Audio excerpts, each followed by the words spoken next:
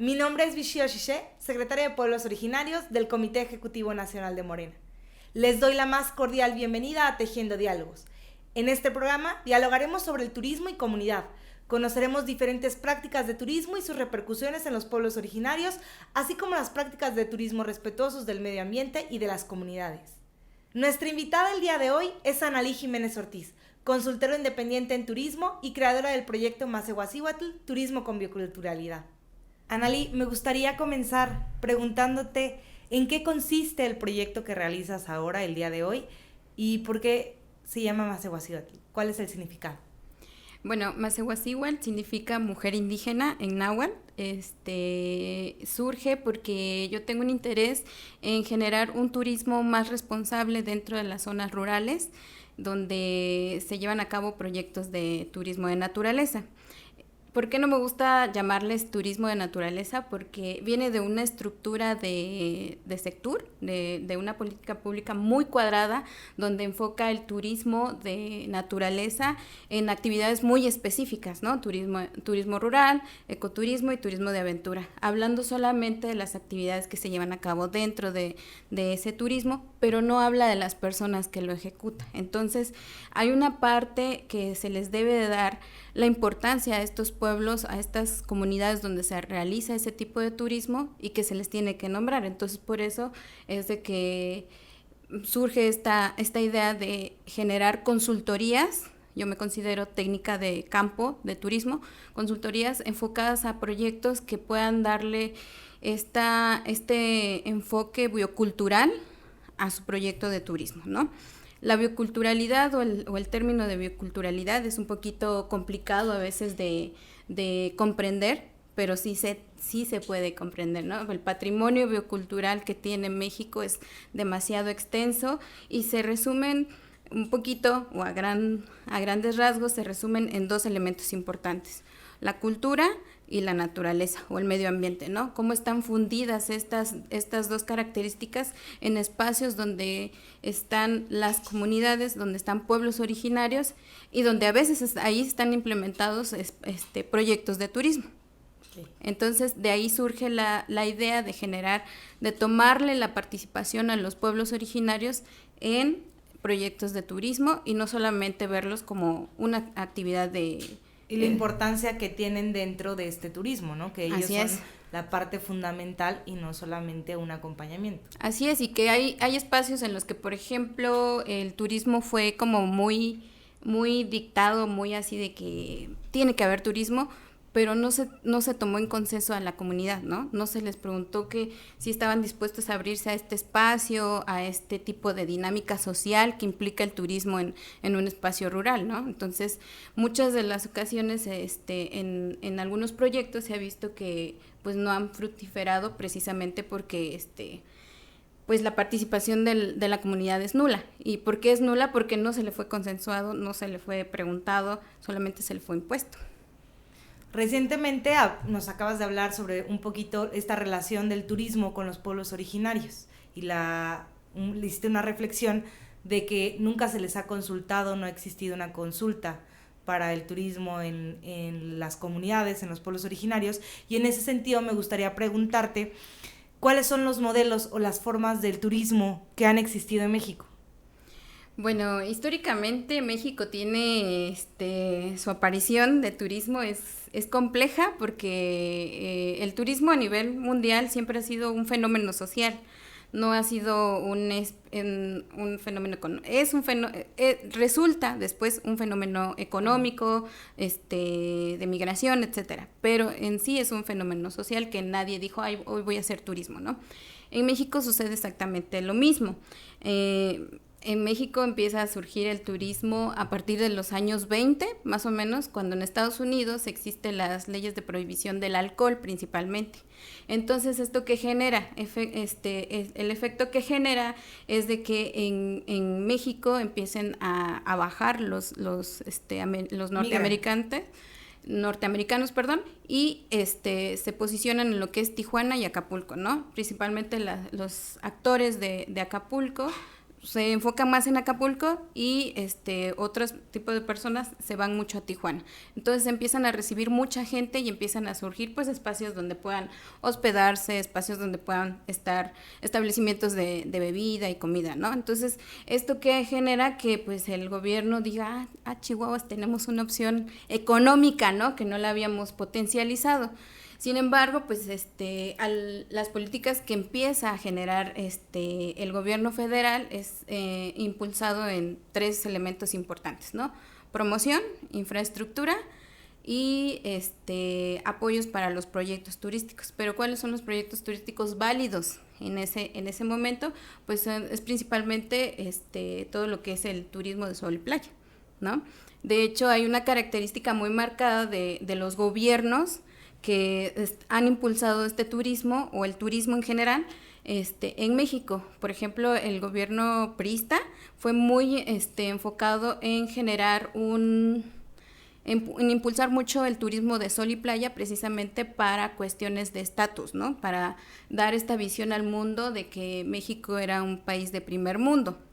Y posteriormente los gobiernos panistas se enfocaron mucho a lo que fue los pueblos mágicos, pero mucho a la representatividad de la colonia, ¿no? Que precisamente es como esta imagen de nuestra herencia española y muchas cosas que no van en sentido a un turismo más enfocado en la población. En la comunidad. Desde mi sentido de... O sea, blanqueaban esta idea del turismo, Así ya es. sea sol y playa o sea la comunidad, pero hay que hacerla blanca para que puedan venir los turistas.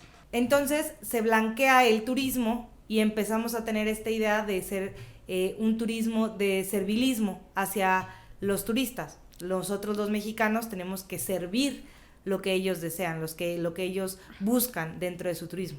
Sí, y es en este efecto que se polarizan los espacios de turismo, es decir, empiezan a surgir, bueno, por muchos años fue Acapulco como el máximo exponente de turismo en México, ¿no? De ahí surge el espacio de Cancún, Los Cabos, etcétera, ¿no? Entonces se polarizan el turismo y empiezan a emerger diferentes problemáticas alrededor de este turismo convencional, que pues son cuestiones de pobreza, o sea, todo el cinturón de pobreza que se observa pues en Acapulco, en Cancún, en espacios donde el turismo es masivo.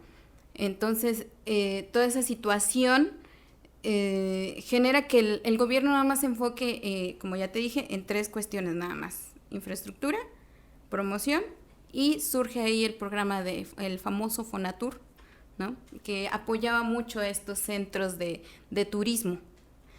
Pero es en la década de los 80 donde el campo empieza a surgir como bueno, más bien empieza a tener problemas en cuestión de productividad, también existe mucha migración, los campesinos dejan de trabajar el campo, donde el gobierno empieza a ver ese problema en zonas rurales.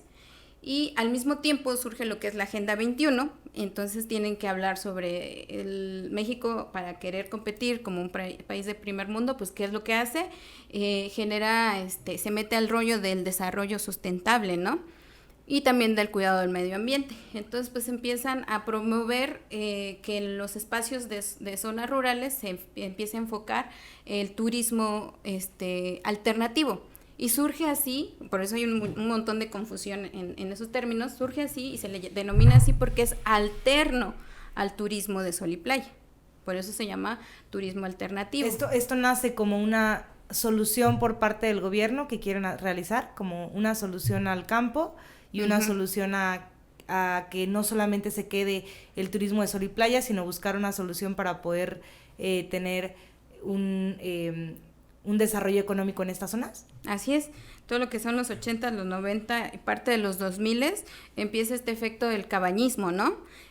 Tirolesa y precisamente para entrar en ese enfoque de desarrollo sustentable, pues también empieza todo lo que son los paneles solares en las cabañas, los aerogeneradores, etcétera, ¿no? Para ser sustentables. Sí. Perdóname, quería preguntarte, ¿esto se consultó? a las comunidades? No. ¿No hubo una consulta para realizar este tipo de proyectos, para realizar este tipo de turismo o venir a invadir directamente a la comunidad? No, pues nunca ha habido consultas a los pueblos originarios y nos damos cuenta, ¿no? O sea, no nada más hablemos de turismo, sino que hablamos de, por ejemplo, la construcción de represas o el uso de la minería, ¿no? No hay consultas para los pueblos originarios. Bueno, ahora ya. Comentarte que ahora ya existe. Bueno, ahora ya. Pero no había esa situación, ¿no? O sea, Uh-huh. no había eso, sino que es históricamente sabido que hay desplazamientos de los pueblos originarios precisamente para megaproyectos. Y de igual forma, nos comentabas un poco que en Acapulco o en Cancún o en estos lugares de sol y mar, sol y tierra, igualmente, me imagino que a las comunidades y a las ciudades que estaban, a los pobladores en las ciudades, los fueron desplazando, ¿no? Los fueron quitando de sus tierras, de sus propiedades para poder realizar este desarrollo de turismo, ¿no? De igual forma. Sí, y es un tema sumamente complicado porque pues prácticamente le aludimos todo eso a la necesidad de entrar en una dinámica del sistema capitalista, ¿no? El sistema capitalista prácticamente como individuo te impulsa a querer generar un estatus dentro de la sociedad. Entonces, si tú tienes el poder adquisitivo para poder ir a esos espacios, ya sea Cancún, Acapulco, que ahorita Acapulco ya se quedó rezagado por una mala imagen que tiene, Los Cabos, etcétera, es esta medida de estatus que vas teniendo. Y ojo, aquí también hay que enfocarnos también que una de las cuestiones también que impulsó el gobierno priista fue el reconocimiento histórico a los monumentos históricos. Es decir, empieza también en 1940 por ahí, lo que es el INAH, surge el INAH para poder promover el turismo en zonas arqueológicas también, que ahorita también es como un estado zen, un estatus, ¿no? Sí. Y pues la consecuencia del turismo y sobre todo el turismo mal planeado, que siempre ha sido, porque es lo que sucede, que el turismo ha sido no planificado, es que en respuesta a esa necesidad de ingresos, pues las comunidades indígenas adoptan otro tipo de conductas, ¿no? Y aquí, bueno, o sea, vale mencionarlo, o sea, lo que es polarizar el turismo, ejemplo Cancún, ejemplo Acapulco, ha ocasionado muchas situaciones como también fomentar el turismo sexual, ¿no? O el turismo pederasta. Sí, se ha escuchado, bueno, se escucha mucho que cuando viene la época del Spring Break, que le llaman a las fiestas de Semana Santa, que son nuestras vacaciones de Semana Santa, los turistas extranjeros, pues en específicamente americanos, les gusta llegar a las playas justo de Acapulco, también las de Oaxaca, Cancún, Baja California, justamente para este tema que nos comenta. Sí, pero va más enfocado no a los Spring Break, sino más a los jubilados. Son personas adultas, son personas mayores que vienen ya en cruceros específicamente y buscan este tipo de turismo. ¿Y a qué me refiero y por qué me involucro con este tema y las cuestiones, ¿cómo se llama?, de turismo? Y las cuestiones también de pueblos originarios, porque en Acapulco se sabe que existen las comunidades, las mujeres venden a sus propios hijos con tal de tener ese ingreso económico. O sea, existe todo un sistema, pues. Las comunidades alrededor, aledañas a Acapulco, se dedican, bueno, hay mujeres que se dedican a tener que vender a sus hijos. Sí. Para tener un ingreso. Sí, es un tema fuerte. De hecho, hay una investigación de un periodista que hizo este reportaje, ¿no? Él, de manera encubierta, va a Acapulco y empieza a destejer cómo contactar al líder, ¿no? O al que le puede vender a los infantes. Y sobre esto que nos comentas, las consecuencias que ha tenido este tipo de turismo, ¿nos puedes decir entonces los pueblos originarios deben o no realizar turismo? ¿Qué es lo que tú piensas sobre eso? ¿Existe alguna alternativa para este tipo de turismo, para poder realizar turismo en las comunidades y los pueblos originarios? Pues creo que todo debe de ser como consultado, o sea, al final de cuentas debe de ser consultado. en el sentido de que, un ejemplo, me gustaría ponerlo como un ejemplo, ¿cómo se llama esta localidad? San Juan Raya. San Juan Raya en Zapotitlán, Salinas en Puebla, es una comunidad que tiene vestigios arqueológicos, vestigios prehistóricos, ¿no? Tienen ahí esa zona de lo que es la reserva de la biosfera Tehuacán-Cuicatlán, fue mar, fue un mar con poca profundidad. Entonces, hace millones de años, ahorita existen fósiles donde existen los caracoles y todos estos fosilizados, y habían por montones en esa zona. Entonces era tanta la pobreza que se generaba en San Juan Raya que ellos se vieron en la necesidad de intercambiar estos fósiles por comida, ¿no? ¿Y qué hacía el Instituto Nacional de Antropología e Historia? Los metía a la cárcel porque era un robo, ¿no?, a la nación, pero no estaban viendo su contexto de pobreza, ¿no? Entonces, ¿qué hicieron los de San Juan Raya? Pues decidieron empezar con el tema de turismo. Precisamente, ¿por qué? Porque ya ahora ya lo cuidan, lo conservan, pero de ahí comen. Es la alternativa que puede existir, que las propias comunidades tomen ahora el mando del turismo en su comunidad y que ya no se venga a imponer por parte de ningún proyecto, ya sea de gobierno o un proyecto privado. Así es. Y sobre todo porque la forma en la que se surgieron muchos de los centros ecoturísticos más importantes o más reconocidos, ejemplo Santiago Apuala aquí en Nochistlán, ahí por ejemplo fue un gobernador que llegó, le gustó el lugar y dijo, no, aquí tiene que haber turismo. Me gusta, aquí lo pongo. Punto, ¿no? O sea, así, tiene que haber turismo. Bueno, entonces, en las comunidades no existe este acompañamiento, les vienen y les imponen un proyecto y no existía un acompañamiento hacia la comunidad, hacia los pobladores, de cómo llevar a cabo este proyecto, ¿no? Llegan y te lo ponen y pues manéjalo, porque a mí me gusta esta zona para poder realizar turismo y que existe un desarrollo económico en esta zona. Sí, pues se ha visto o se vio reflejado mucho en cuestiones de los consultores, ¿no?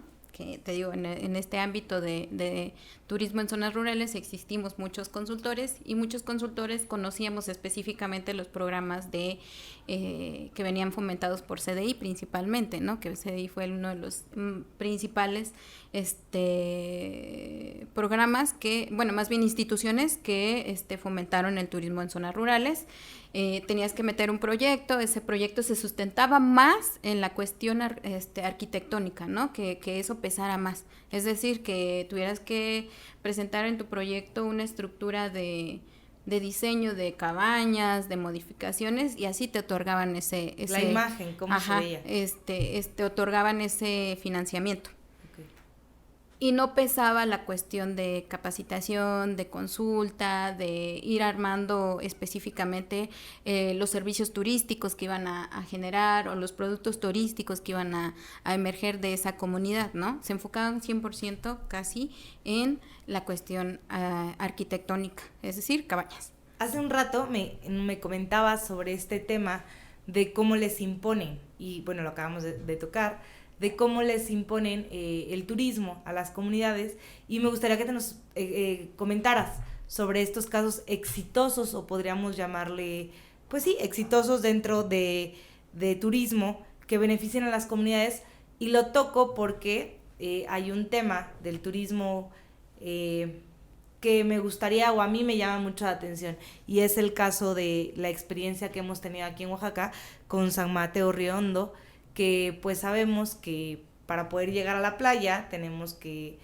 pasar por la Sierra Sur, y por lo tanto pues todos hacen una parada en San José del Pacífico, y estas paradas a mí me llaman mucho la atención porque las veces a las que he ido o vamos y pues desayunas ahí, comes ahí, aprovechas para poder visitar un poco, pues tú ves en todos los lugares ya los anuncios están en inglés, ya ni siquiera están en español, o bueno, ya ni siquiera te digo que en una lengua materna, ¿no? Entonces, ya están todos en inglés y aparte están en dólares. Y eso me llama muchísimo la atención porque es esta invasión de la que hablamos, en la que vienen y te imponen e imponen a la comunidad a que ellos tengan que realizar, o a veces son los mismos extranjeros que deciden quedarse a vivir acá, y ellos realizan ya aprovechan, hacen este tipo de turismo, aprovechándose de la comunidad, y desplazan, porque mucha gente ya no vive ahí, ya no vive en San José del Pacífico, porque para ellos es carísimo, y aparte los precios son a veces en dólares. Entonces me gustaría que me hablaras un poco sobre esta experiencia, con la diferencia de los pueblos mancomunados, en donde ha existido, pues sí, esta preservación. Yo toco mucho el tema de la Sierra Norte, para ir a San Melchor Betasa, que bueno, yo soy de Betasa. Entonces para ir a Betasa tenemos que pasar por Coajimoloyas, y en Coajimoloyas tú ves la diferencia, que los carteles o el nombre de la avenida sí está en zapoteco, y sí te viene en zapoteco el que tengan un buen día, o el nombre de las avenidas, o algunos anuncios. Y entonces sí veo esta diferencia de servilismo por parte de una comunidad hacia el turismo, y la otra, que podría yo pensar que sí existe un respeto hacia la comunidad. Pues a eso se le alude a lo que es el patrimonio biocultural, o más bien la comunalidad que está presente dentro de estas comunidades. De hecho, Pueblos Mancomunados es una red de turismo exitosa, considerada en América Latina, que está marcada incluso dentro del programa de CDI como un proyecto exitoso, ¿no?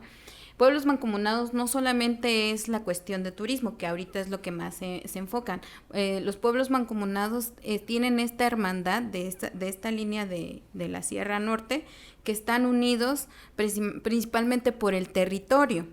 ¿A qué voy con esto? ¿Y por qué lo hago en referencia a la comunalidad? La teoría de la comunalidad tiene 4 ejes principales, que es territorio, asamblea, la fiesta y el tequio, ¿no? Entonces, estos 4 elementos están presentes dentro de pueblos mancomunados, y que no solamente se enfocan a cuestiones de turismo, sino también a pertenecer a todo ese territorio de bosque pino-encino, si no me equivoco, que quieren ellos conservar, ¿no?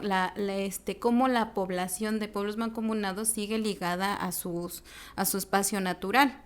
O sea, no hay este rompimiento entre ellos, y eso es que ha permitido esta estructura de turismo también, porque en ejemplo, ahorita en pandemia ellos cerraron completamente y no dejaban que nadie pasara. ¿Por qué? Porque ellos estaban cuidando la cuestión de su salud, ¿no? La salud de la comunidad. Exacto, la salud de la comunidad. Y eso no implica, o sea, ellos no están abocados a que, ay, sí, necesitamos turistas y no importa, hay que abrir un poquito, aunque sea, para tener turistas. No, primero es su comunidad. Primero piensan en la población, en la comunidad, ajá, antes de generar o pensar en generar un ingreso, exacto, hacia la comunidad. Entonces, ellos tienen mucho esto que se llama pensar en común, ¿no? Entonces, y la diferencia con San José del Pacífico es que también San José del Pacífico es un ejemplo de turismo no planeado. ¿Por qué? Porque San José del Pacífico específicamente era un paso para los turistas, ¿no? Paso para las personas que van a la costa. Entonces empezó más bien a extenderse, y entiendo que en ningún momento hubo un consenso, ¿no?, de la comunidad de decir si vamos a querer esto, no vamos a querer esto, y poco a poco fueron abarcando se tuvieron que adaptar ellos. Se tuvieron que adaptar, exactamente, y aquí a lo contrario, ellos están para el turismo, ¿no? Ya no están para la comunidad, están para el turismo. Que ojo, aquí no es una crítica para ellos tampoco, porque a lo mejor yo ignoro a lo mejor el sistema de pertenencia a la tierra que sea ahí, puede ser que sea ejidal y no comunal, porque a veces, principalmente aquí en Oaxaca, pesa mucho ese tipo de estructuras, ¿no? Sí. Que si existe un comisariado de bienes comunales, precisamente como lo dice su nombre, es comunal, no es... Que pertenece a toda la comunidad. Exacto, no entonces que no pueden decidir ellos sobre un pedazo de terreno nada más porque sí, tiene que ser consensado, ¿no? Y te digo, todo eso tiene que ver.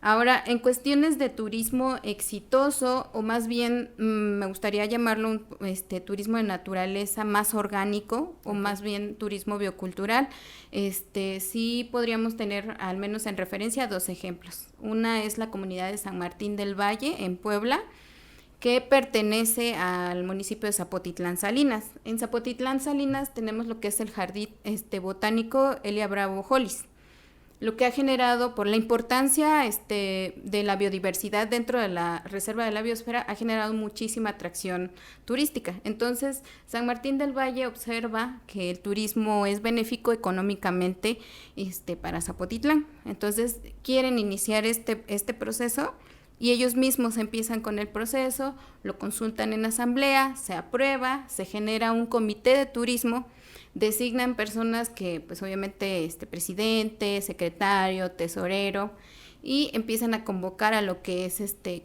guías comunitarios. Entonces empiezan ellos a armar un sistema de organización interna para poder desarrollar el turismo en su comunidad. Es ahí donde empiezan a relacionarse mucho, sobre todo con áreas naturales protegidas, porque son parte de una reserva de la biosfera, y les empiezan a dar un acompañamiento más orgánico.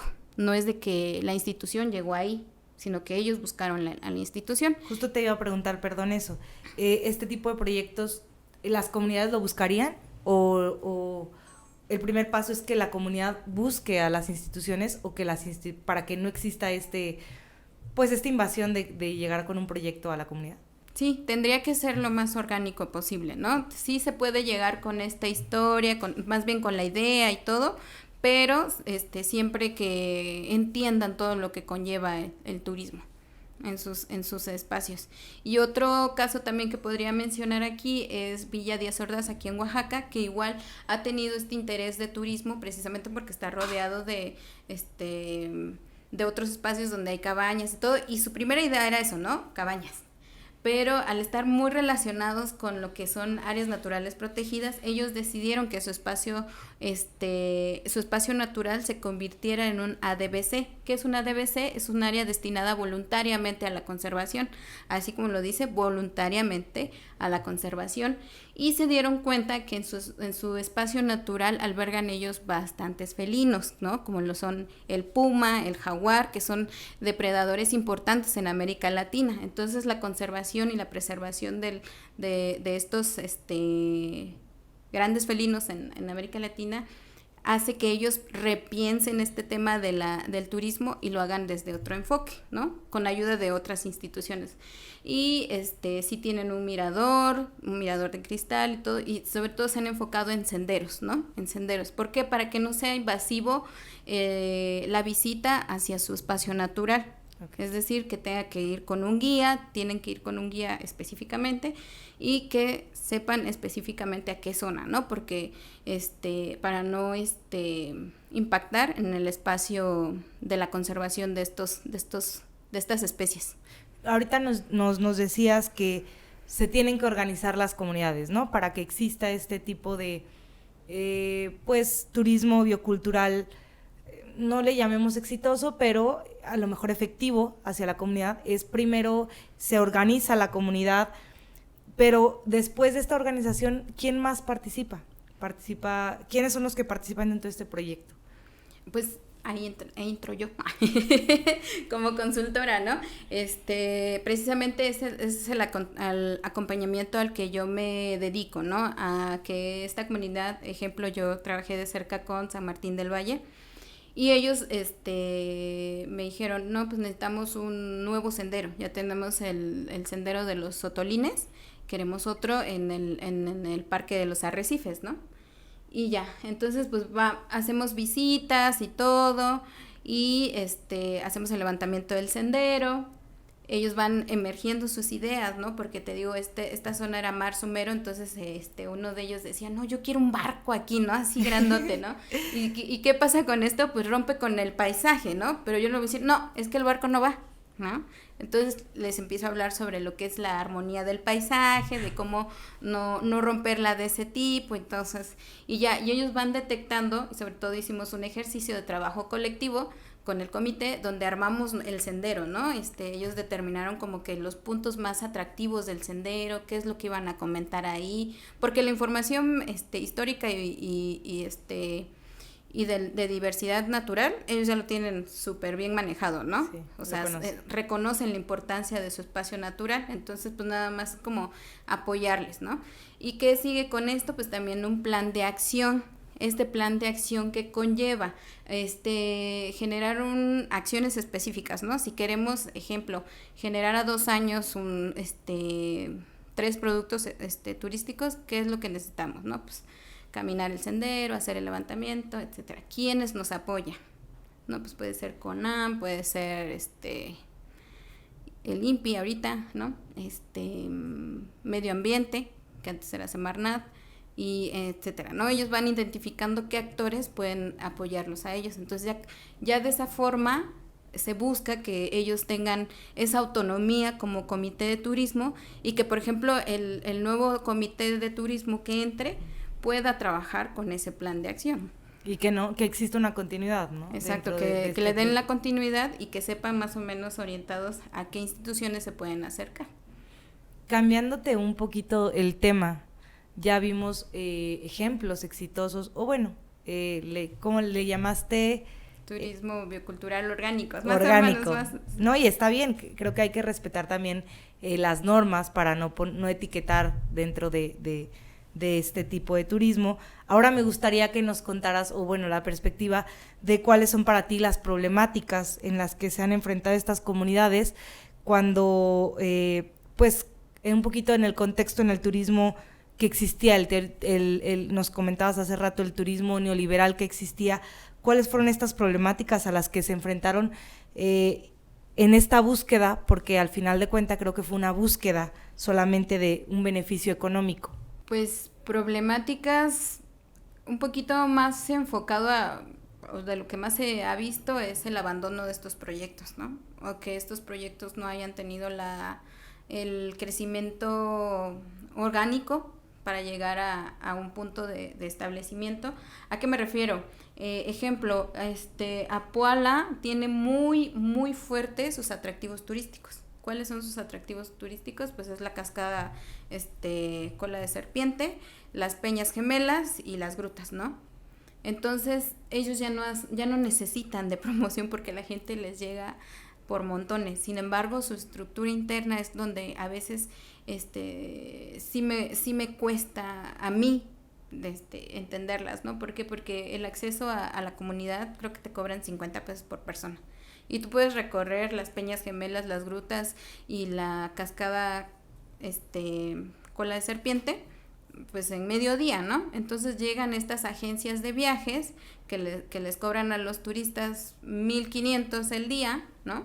Por ir a Apuala, pero a Apuala nada más le dejan 50 pesos por persona, ¿no? Llevan 15, dejan 1,500, pero ellos van ganando como que más, ¿no? Sí, el beneficio siempre es para el intermediario y no para Exacto. En este caso para las comunidades o para el que presta el servicio, ¿no? Exacto. Entonces, la misma dinámica de que les llega mucho turismo a Apuala no ha permitido que el proyecto se caiga, ¿no? Pero sí me tocó en ocasiones visitar, por ejemplo, San Pedro Necicho, que no tenía esta afluencia de turismo, y pues llegar ahí era complicado, ¿no? Entonces llegas y el espacio está abandonado, sí hay una persona ahí cuidando, porque te digo, existen estas estructuras de gobernanza, ¿no? De alguien del comité de turismo cuidando ahí y te recibe bien emocionado porque a lo mejor es el turista número 20 en todo el año, ¿no? Sí. Y las cabañas ya se están cayendo, ya existe problemas de que, pues mandaron a hacer un museo, así, ¿no? Y las cosas que quieren mostrar en el museo están en el piso. No hay cosas, o sea, a eso me refiero a que por ejemplo, no fue planeado, ¿no? Y por el sentido de que la comunidad, o ser parte de una comunidad y recibir un cargo, ellos automáticamente se sienten comprometidos a cumplirlo, ¿no? Entonces, por eso esta persona del comité ahí estaba todos los días. Aunque no hubiera turistas. Aunque no hubiera turistas, ¿no? Y ese es en el sentido de él que estaba comprometido. En otros lugares, pues ¿qué pasa? Pues lo abandonan, lo dejan. Me ha tocado ir a espacios donde, por ejemplo, no me acuerdo cómo se llama esta localidad aquí en Valles Centrales, llegando a Tlacolula, que tienen cabañas, pero están abandonadas. Completamente. Está cerrado el espacio, ya no lo funcionan, ¿no? ¿Por qué? Porque te digo, hubo este efecto de cabañismo. De replicarlo con Ajá. tal de que llegue el turismo, pero sin y el turismo, ejemplo, no siempre todas las comunidades van a ser aptas para turismo, ya sea por cuestiones sociales o cuestiones geográficas, ¿no? Okay. Recientemente un amigo se acercó y me dijo, oye, es que quiero que haya turismo en esta localidad, es por la Chinantla, pero se llega por Sierra Norte. Le dije, sí, mírate, trabajamos la parte del diagnóstico y ahí vamos a evaluar si es factible. Le digo, pero una de las cuestiones es que si está a más de 3 horas de un centro distribuidor, que es Oaxaca, es complicado, le digo, ¿no? Entonces, para no generar, eso es una de las tareas que tú haces. Más bien una filosofía mía, ¿no? Okay. No generarles expectativas a los pueblos originarios o a los pueblos a donde voy.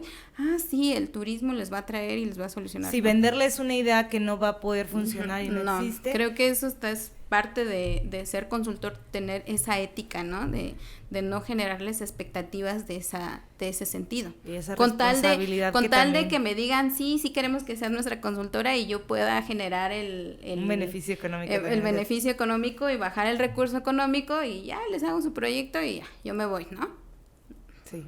Esa es la visión que su servidora tiene en función del turismo. ¿Y qué hace falta entonces para tener esta relación de respeto y no de servilismo de los pueblos al ámbito turismo? ¿Qué es lo que nos hace falta? Porque lo hablábamos hace un momento, ¿no? Existen diferencias de un turismo un poquito más responsable al turismo, pues que a lo mejor y se fue creando conforme pasaba el tiempo. Híjole, es que son muchas cosas y creo que no entraría solamente en la cuestión de turismo, sino que a nivel México tenemos un problema de clasismo terrible, ¿no? Entonces, creo que también habría que impulsar mucho desde gobierno federal, desde las instituciones, un programa de como de cambiar el chip, ¿no? ¿A qué me refiero con esto? Un ejemplo, Costa Rica es uno de los países que el turismo en zonas rurales es su fuerte. ¿Y qué hacen con sus propias poblaciones, o más bien con las personas del país?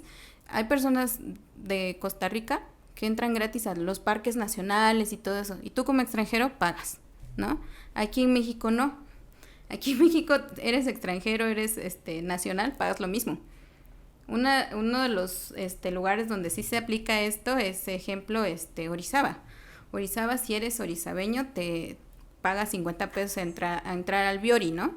Pero si eres ya extranjero, ya no eres nacional, pero no eres de Orizaba, ya pagas 150 a tu entrada, ¿no? Entonces creo que nos haría falta como parte de esta transformación que yo, formo parte de un movimiento de transformación, de poder realizar políticas públicas que sean también enfocadas para el nacional, que sean, en este caso, hablamos del turismo, pues políticas públicas que beneficien a nosotros como oaxaqueños, a nosotros como mexicanos, cuando estamos en este tipo de zonas turísticas, ¿no? Sí, así es, enfocado mucho en el sentido de promover el movimiento dentro de la nación, digamos, o dentro del estado, dentro de nuestra propia región incluso, ¿no? Porque hay lugares que te dicen, ay, fíjate que yo no sé, yo no lo he conocido, y está en tu misma región, no tienes que moverte mucho, pero es falta de promoción y falta también de ese recurso que sea accesible, ¿no? Y también creo que mucho de esto nos ayudaría mucho a no estar dependiendo del turismo extranjero.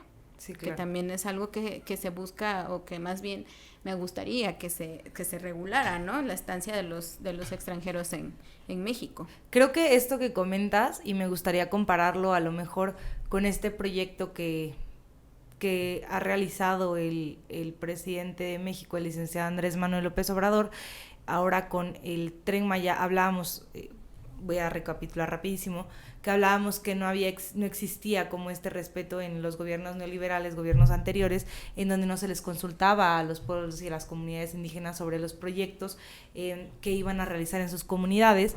Y en este caso, hoy por hoy vemos el Tren Maya es una realidad.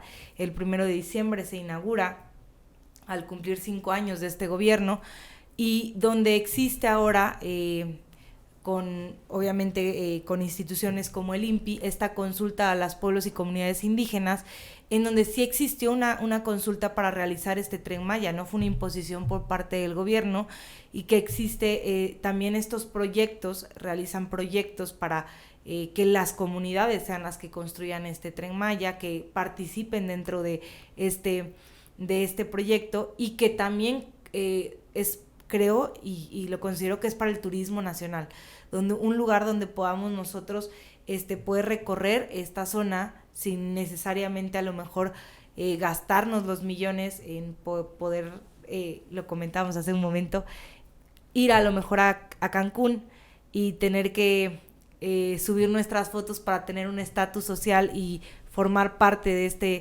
esta cúpula nada más que puede ir a Cancún, ¿no? Entonces yo considero que este proyecto del Tren Maya sí puede ser parte de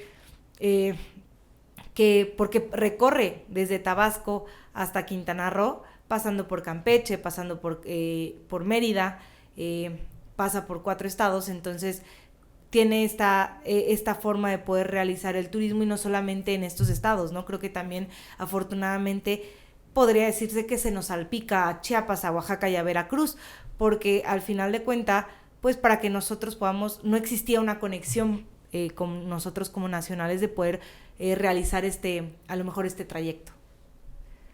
Sí, pues el hecho del Tren Maya sí ha sido bastante controversial. En este caso también de manera personal sí he estado un poquito repensando mucho las situaciones porque creo que una de las cosas que también estamos muy muy bien enfocados es la cuestión del medio ambiente, ¿no? Entonces la importancia de la preservación de nuestros espacios naturales es importante, y de manera personal yo sí pienso mucho en los jaguares, sobre todo porque es una especie en peligro de extinción y que habita principalmente esa zona, ¿no? Entonces desde esta trinchera de turismo independiente, pero también al mismo tiempo ambientalista, sí he estado así como que muy muy enfocada en ese espacio, ¿no?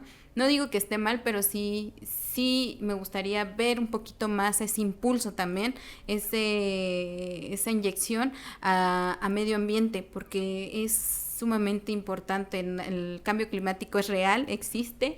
En la conservación del patrimonio biocultural, que es esta dualidad, ¿no? De cultura y medio ambiente, se nota, o sea, más bien nuestro maestro Toledo ha dicho, ¿no? Que los espacios bioculturales son muy notorios a nivel mapa, ¿no? Y no en cuestiones de regiones, y más bien por la conservación del espacio natural, que coincide que en esos espacios naturales existen poblaciones originarias, ¿no? Que son estas poblaciones que han conservado su patrimonio biocultural, que han conservado su comunalidad, y que ven a la naturaleza no como una fuente de recursos para ellos, sino como una extensión de ellos mismos, ¿no?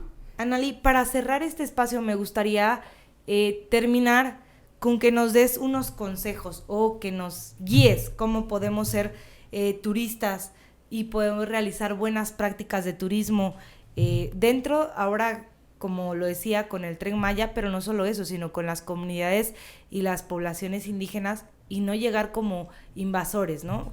¿Qué buenas prácticas podemos tener nosotros como turistas? Pues la principal es el respeto.